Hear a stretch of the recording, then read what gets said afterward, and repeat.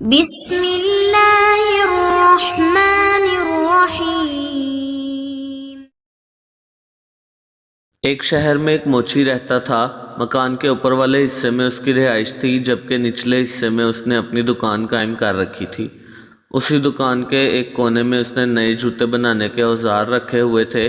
یہ اوزار ایک چھوٹی سی میز پر بڑے سلیقے سے رکھے ہوتے تھے۔ موچی دن رات خوب محنت کرتا، لیکن اس کے باوجود اسے اتنی آمدنی نہ ہوتی کہ وہ خوشحال زندگی گزار سکے۔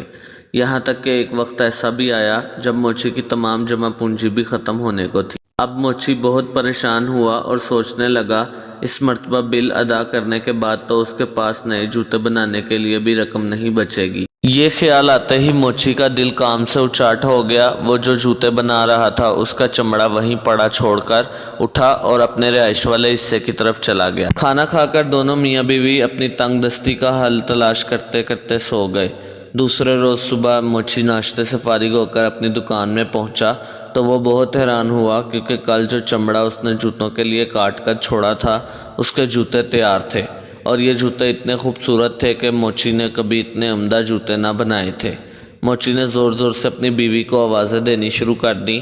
آوازیں سن کر اس کی بیوی دکان میں داخل ہوئی تو موچی نے پوچھا، کیا یہ اتنے خوبصورت جوتے تم نے بنائے ہیں؟ موچی کی بیوی نے کہا، نہیں، میں ایسے اچھے جوتے کیسے بنا سکتی ہوں؟ میں نے تو پہلے کبھی جوتے بنائے ہی نہیں۔ موچی نے جوتے اٹھا کر دکان کے دروازے کے ساتھ بنے ہوئے شوکیس میں اس طرح رکھ دیے کہ دکان کے باہر سے ہر شخص کی نظر ان پر پڑتی تھی۔ کچھ ہی دیر گزری تھی کہ ایک آدمی نے آ کر جوتے خریدنے کی خواہش ظاہر کی۔ اس نے موچی کو جوتوں کی اتنی اچھی قیمت دی کہ موچی کبھی سوچ بھی نہ سکتا تھا۔ اب موچی نے اس رقم سے گھر کے لیے راشن خریدا اور مزید جوتوں کے لیے چمڑا بھی خرید لیا۔ خریداری سے فارغ ہو کر موچی واپس آیا تو شام ہونے کو تھی۔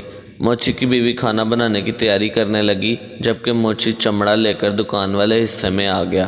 موچی نے 2 جوڑے جوتوں کے لیے چمڑا کاٹا۔ وہ بھی انہیں سینے کے بارے میں سوچ رہا تھا کہ اس کی بیوی نے آواز دے کر کہا، کھانا تیار ہے، آ کر کھانا کھا لو، باقی کام صبح کر لینا۔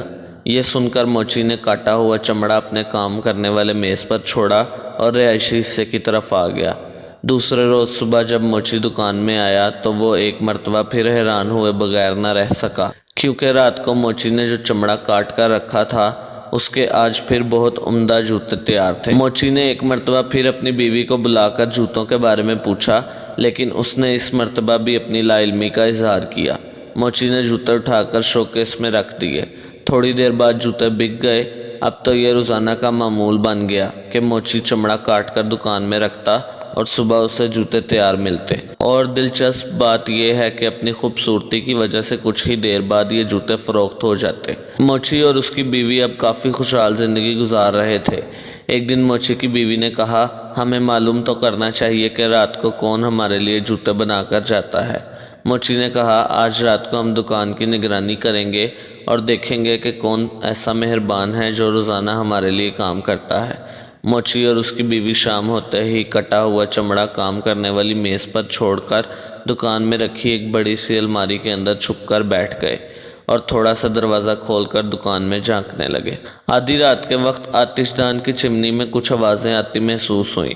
تھوڑی دیر بعد انہوں نے دیکھا کہ 2 خوبصورت ننھی منھی پریاں ہوا میں تیرتی ہوئی چمنی کے ذریعے دکان میں داخل ہوئیں اور کام کرنے والی میز کے پاس رکھے سٹول پر بیٹھ کر انہوں نے جوتے سینے کا کام شروع کر دیا۔ صبح ہونے سے کچھ دیر قبل جوتے کے دونوں جوڑے تیار ہو چکے تھے۔ خوبصورت جوتے میز پر اسی طرح چھوڑ کر دونوں ننھی پریاں ہوا میں اڑتی ہوئی واپس چلی گئی۔ موچی نے اپنی بیوی سے کہا، بہت دنوں سے یہ ننھی پریاں ہمیں اچھے اچھے جوتے بنا کر دے رہی ہیں، میرا خیال ہے ہم بھی انہیں کوئی تحفہ دیں۔ موچی کی بیوی بولی، دونوں پریاں ننگے پاؤں تھیں اور ان کے کپڑے بھی عام سے تھے، شاید انہیں ان کپڑوں میں سردی لگتی ہو، کیوں نہ میں ان دونوں کے لیے کپڑے بنا دوں؟ موچی نے بھی بیوی کی ہاں میں ہاں ملائی۔ اسی دن موچی کی بیوی نے دونوں پریوں کے لیے بہترین گرم جیکٹیں تیار کیں اور ساتھ ہی 2 جوڑے چھوٹے چھوٹے خوبصورت جرابوں کے جوتے بھی بنائے۔ دوسرے دن انہوں نے شام کے وقت کام کرنے کی میز پر بجائے جوتوں کے لیے چمڑا کاٹ کر رکھنے کے دونوں ننھی منھی پریوں کے لیے جیکٹ اور جرابوں کے گفٹ پیک تیار کر کے رکھ دیے اور الماری میں چھپ کر پریوں کا انتظار کرنے لگے۔ آدھی رات کے بعد پریاں دکان میں داخل ہوئیں اور کام کرنے والی میز کے پاس آ کر کھڑی ہو گئی۔ میز پر جوتوں کے لیے چمڑے کی جگہ گفٹ دیکھ کر انہیں حیرانی ہوئی۔ دونوں نے آپس میں مشورے کے بعد گفٹ کھولے تو اس میں چھوٹی چھوٹی جرابیں اور جیکٹیں دیکھ کر بہت خوش ہوئیں اور انہوں نے فوراً جیکٹیں اور جرابیں پہن لی۔ اب وہ دونوں پریاں بہت خوش تھیں۔ خوشی سے دونوں پریاں جھومتی رہیں اور پھر ہوا میں تیرتی ہوئی چمنی کے راستے دکان سے باہر نکل گئیں۔ اس کے بعد وہ کبھی دکان میں کام کرنے نہ آئیں۔ موچی نے جوتے بنانے کا کام جاری رکھا جو کہ عمدہ اور خوبصورت ہوتے تھے اور وہ پورے علاقے میں بہت امیر اور مشہور ہو گیا، لیکن کوئی بھی اپنے جوتوں کا ننھی پریوں کے بنائے ہوئے نرم و نازک جوتوں سے موازنہ نہ کر سکا۔ اگر آپ کو یہ کہانی پسند آئی ہے تو مزید اس طرح کی کہانیوں کے لیے میرے چینل کو سبسکرائب کریں اور بیل کے آئیکن کو پریس کریں تاکہ نئی کہانیوں کی نوٹیفیکیشن آپ کو سب سے پہلے مل سکے۔